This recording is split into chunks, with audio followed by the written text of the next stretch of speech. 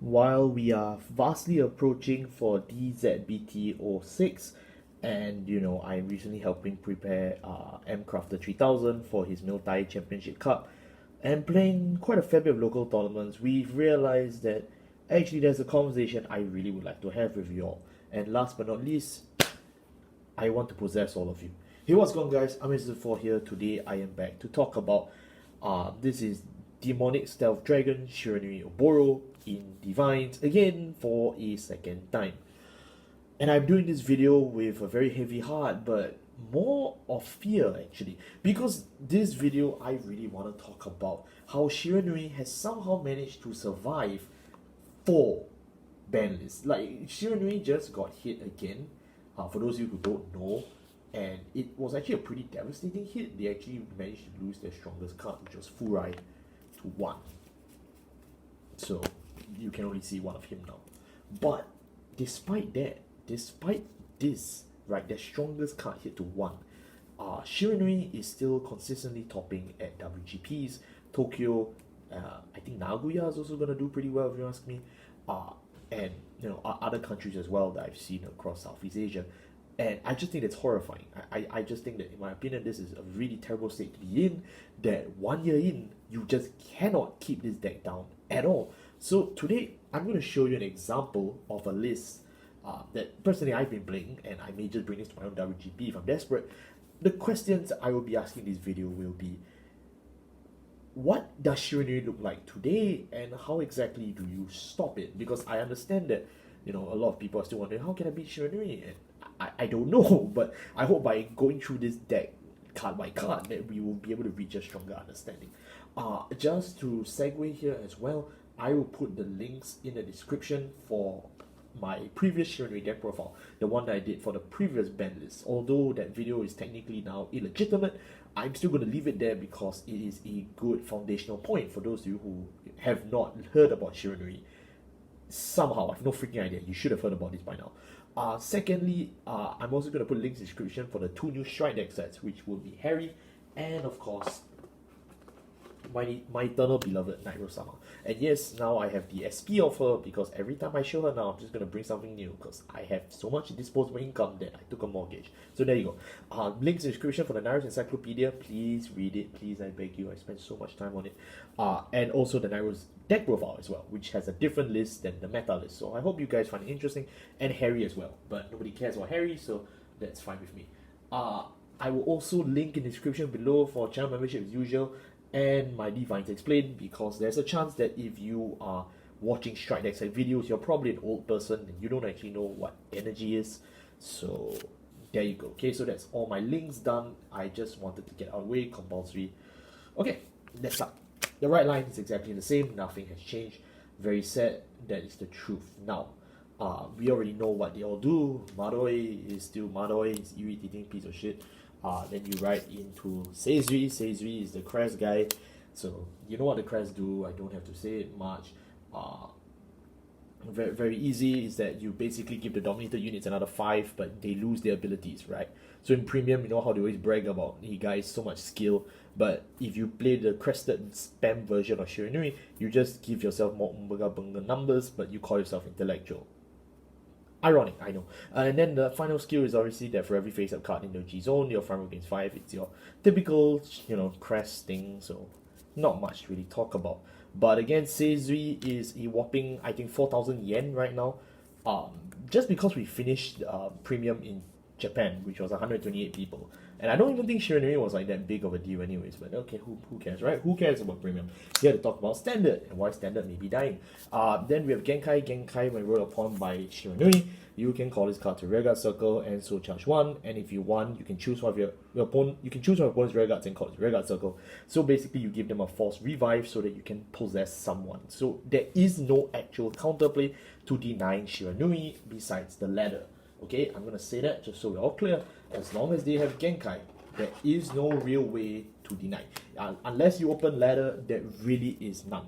And speaking of ladder, there are now ways to even counter ladder. Yes, I'm not kidding. There is a way for them to counter ladder. And then the second skill is that when your dominated unit attacks, you can count +1 and keep it 10k. If you do, Genkai also gains boost. Alright, it's pretty nice, gives your dominated units more power to hop over defensive, and at the same time, you can swap this guy into a booster. Nothing wrong with that. Shiranui is just Shiranui. I'm flexing off my copy of Shiranui that I picked off from Shaka Shaka. Thank you guys so much. I prefer the old art, even though this is the art related to traumatizing, child me.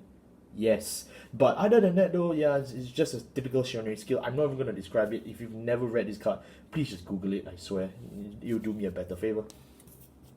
And then, of course, for our Generation Zone is going to be exactly the same as before. It's still playing 4 copies of Mukuro and 4 copies of Magen Tembu. Really, I'm not going to explain this at all because this G-Zone just can't change, unless they give you Muzin Lord in a future set. If so, then you can expect me to make a 2-hour commentary on how I'm swapping to V series permanently. So Magen Tembu is just the first strike. It's the CB1 flip 1 possess 1 and retire, and then Mukuro is just Mukuro nonsense, free drives, free attacks, free whatever. Yeah, but he's the ultimate strike. So just like how I talked about Nightrose and Miss Phantasm, the idea is generally going to be that if you can actually farm copies of your Vanguard, you actually can go into your ultimate strike more. Again, all this sounds like common sense to most people, but there's some people who just don't know that. So I figure I should just mention it just so we're all on the same page, okay? I will not be reading on these skills, just check the previous video because I want to do more of the discussion part rather than the explain part. The Great Trees now we play 4 copies of Shiranui Oboro, and then we play 4 copies of Peeling Dragon, Blivoris, and 3 copies of Virina Esperidia. Yes, shocker, we are now playing this nonsense. Why are we doing so? I will explain to you. So for those of you who don't know who Virina Esperidia is, first of all, welcome. Secondly, I will put the links in the description for my Mahar Nirvana video. Just so we all know that this was actually belonging to that deck. You don't have to care about any of the other skills for Esperidia, just know that when your Vanguard attacks, Soul Blast 1, stand this unit. And then, that's just, that's it, boys. That's it, that's all it does, yeah. So, you may be wondering, why are we playing a 13k restander that does nothing? It doesn't matter. It frankly doesn't matter. Whatever opinion you're going to have to me, it doesn't matter. Because Shiranui just lost its best restander. Now anything that restands is on the table, right? Because we only get 1 copy of Furai. So, if we lose that copy of Furai, then what are you going to do about it, right? What you going to do about it? But I'll tell you what you're going to do about it. You're just going to keep playing the game. And you're still going to win. Esperidia is also the counter I'm referencing for Ladder. Because Ladder, which prevents Shiranui from possessing any rear guards with Shihai, the Virina Esperidia doesn't care, right? So a lot of the restanders, which I'll show later, actually require you to have a unit under Shihai, just like Furai. But as long as you just don't do that, then your restanders are much weaker. Not anymore, because with Virina Esperidia, it attacks no matter what. Since we are playing Great Force, just like we showed you in the Bastion video, we play Blivoris. Blivoris is now a 4th in this deck because it gives you a very great access into the Grade 3s and 4s pool. When discarded for the cost of Ride or Strike for Grade 3 or greater unit, you can draw a card. So basically, when you ride up to Shiranui, you draw. Insane, really good, helps you fight off the people that just, don't ride up. No, this encourages you to ride up very easily. Not only that though, if you strike into Magen Tembu, you generally just get a free Vanguard 0 draw 1, which, how are you going to complain about a Vanguard 0 draw 1? All, and I mean this, all topping lists for the last 2 months play this at a minimum of 3.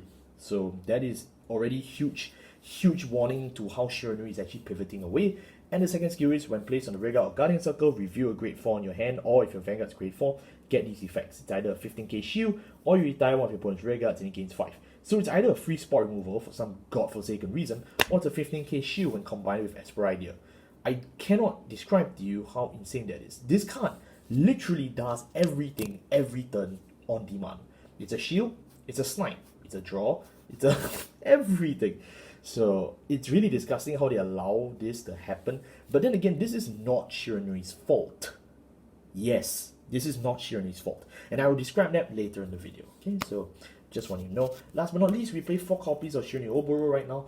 I know previously on the channel we had my guest Nami and I discussed about the different ratios of Shiranui Oboro. Right now though, it really doesn't matter. With the emergence of Festival Collection 2024 and the Festival Dragons, you can now very safely play up to 4 copies of your original Vanguard to spam Ultimate Strike.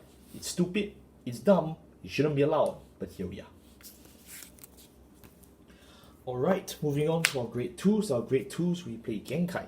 Genkai is still staying in the right deck, so I will not be describing him much further. Alright, 1 Furai. If you have more copies of Furai legal, just play it, but you know, we only have 1, so eat shit guys, you deserve it. 4 copies of Brachial Force, and then 4 copies of Seikei. Now, Genkai is from the right deck, I won't describe him any further. Furai is the strongest card in the deck, it's the best resender. For every time your dominated unit attacks, his unit gains 5, and then when your Vanguard attacks, so plus 1 stand his unit. So generally, it's going to be a minimum of a 20k multi-attacker plus the crest. So there's a lot of power. There's a reason why this card should have been banned to 0, because it's so stupid. Why do they make such stupid cards? I don't get it. I don't get it. Whoever designed Furai and Seikei, I genuinely hope you die. Okay, so the skill is, I'm gonna swap to this one. Yeah, the skill is when your Vanguard attacks, you know, if your dominated units have attack this turn, so plus 1 stand this unit, and if you have 2 or more cards face up in the G zone, draw 1, his unit gains 10. Seikei is the most mild of the multi attackers in terms of the early ramp, but in the late game, once you hit your 2 copies of Magen Tembu, all hell breaks loose. This guy from turn 4 or 5 onwards will become not only a draw for some reason, but a 20 to 38k multi-attacker. Yeah, so Seikei, because he's actually really slow, I've seen people actually play him at 2 to 3. I think it's fine. Very frankly, I think it's fine. But because I'm playing it 4, as I'm only playing 3 Esper Idea, for some people they're much more greedier, they play 4 Esper Idea, then they cut on Seikei. So if you want, I think that's fine as well, but you know, it's personal preference really. And of course, to talk about more grade 2 gaming, we have Brachial Force. Brachial Force, you already know what it does. And battle this unit attack hits, retire this unit, choose your opponent's rear guards, retire it, and draw a card. Okay, very good, haha, trade rear guards, and you can draw, so you can control the board zone and grade 2 game for as long as you want. Stupid card. Stupid card. Our grade 1s. Grade 1s is Seizui. Seizui is from the right deck. I've already discussed him, so I'm not going to talk about him anymore.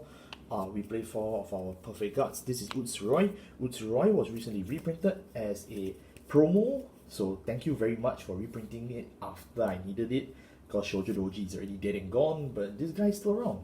For Shenri, Shenri is just the best stealth card ever. If you don't have it, I'm sorry. I worked my ass to get it, so you guys should understand that. In English, apparently it's really cheap, but in Japanese, you're reprinting it one more time in November, so I do hope that for the people who need it, I do sincerely hope you get it, because this card is just really good. For Tenrei, Tenrei is from the Shrine deck set. He's basically just half away of Batsuka, the Overflyer, for those who remember. So I will link my Nightrose Shocker video in the description, because a lot of people just didn't know about that. So it's basically the same function. I can pull the card out right now, just give me a moment. It's literally the same function as this guy, but even stronger. So for this guy, he was a CB on draw one, right? So links description for that video so you don't miss it. Tenrei does the exact same thing. He's also a CB on draw one as long as you have a Shiranui crest. But his added effect is that when your dominated unit's attack hits, you can bounce it back to the hand. So I don't have to explain to you how a reusable CB on draw one is good. It's very good. Although CB is kind of tense, so you don't actually spam this skill like mad. But being able to even have this card in your arsenal for grade 2 game or just any stage of the game is just really good. So for Tenrei for sure. I've seen people play like 2 to 3 Tenrei. I think that's fine. But to maximize, all the stealth nonsense, I just really like it, man. For oops, sorry, there's a heal. Last but not least, we have 3 copies of Warden. Warden is the Festival Collection Dragon, so when placed on the Vanguard circle, if your opponent and you are the same grade, usually gains 5. So automatically, as a going second beater, he's really threatening. And then second skill is when the card is discarded during your turn, you can EB when the card is discarded from your hand during your turn, you can EV3 and remove this card from your drop or the rearguard circle, and then if you do, add the card back to your hand. So for 3 energy blasts and a removal of this guy from the game, you can get the card you discard back. So you can either use this to spam your Blyvoris, so you can use your Blyvoris twice for Ride and Strike, or you can just use it to recycle your Shiranui, because Ultimate Strike spam is fun. Ultimately though, because this is not a nation with Enlarged Gulf, you do need to play this at around 3 to 4. But I understand if some people just don't play it, I think it's really fine.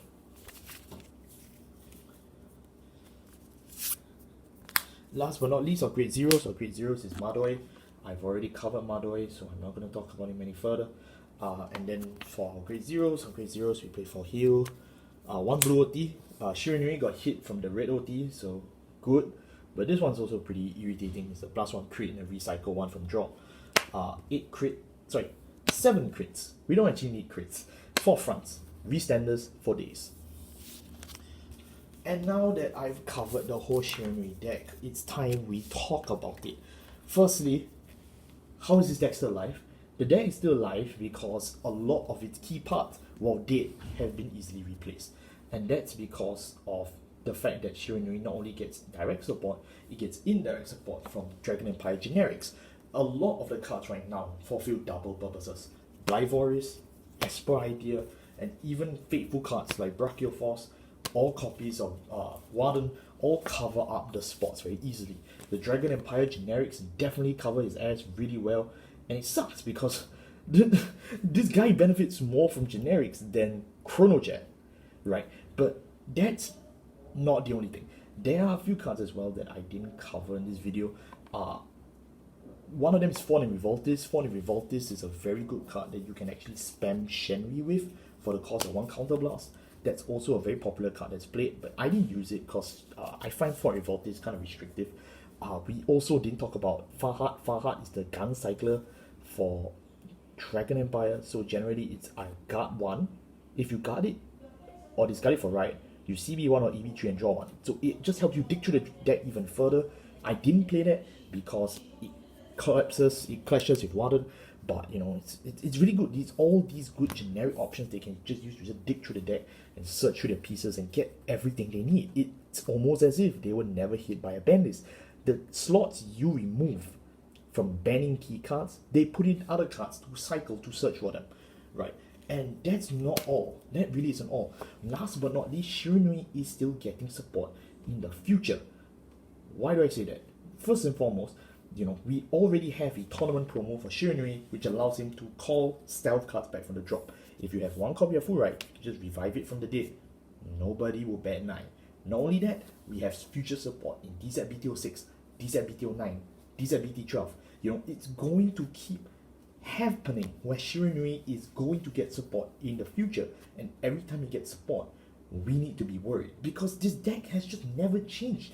And the fact that they can even counter the counter to the counter, you guys should be ashamed of yourselves. And really, that's just the note I'm going to leave it off at.